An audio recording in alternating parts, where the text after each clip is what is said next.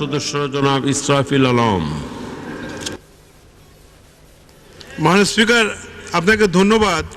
আমি আপনার মাধ্যমে মাননীয় বিদ্যুৎ প্রতিমন্ত্রীর কাছে জানতে চাই, স্যাভরন কোম্পানির সাথে পেট্রোবাংলার হুইলিং চার্জ নিয়ে যে মামলা হয়েছিল, বর্তমান সরকারের দক্ষ নেতৃত্বে সে মামলায় বাংলাদেশ বিজয়ী হয়েছে এবং আমরা জানি প্রায় 3,500 কোটি টাকা পাবে।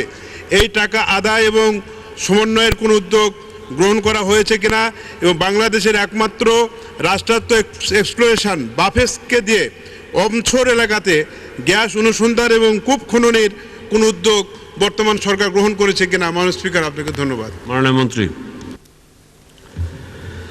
ধন্যবাদ মাননীয় স্পিকার। মাননীয় সংসদ সদস্য যে কথা বলেছেন, এর জন্য আমরা অত্যন্ত উৎসাহিত এবং গর্বিত যে এই প্রথম ইন্টারন্যাশনাল কোর্টে গিয়ে আমাদের সরকার জিতে আসতে পারেছে। এটা বোধহয় ইতিহাসে প্রথম। কাজে সেই জন্য আমরা অত্যন্ত আনন্দিত এবং গর্বিত। ওডি সেভরনের সাথে যেটা হয়েছে সেটা অ্যাকচুয়ালি ক্যাশ টাকা যে পাওয়া যাবে তা না, ওরা গ্যাসের যেগুলা চার্জ, হুইলিং চার্জের ডিমান্ড ছিল, সেই ডিমান্ডটা আমরা পর্যায়ক্রমে তাদের কাছ থেকে এটা করে নিব। ধন্যবাদ মাননীয় স্পিকার। ধন্যবাদ মাননীয় মন্ত্রী।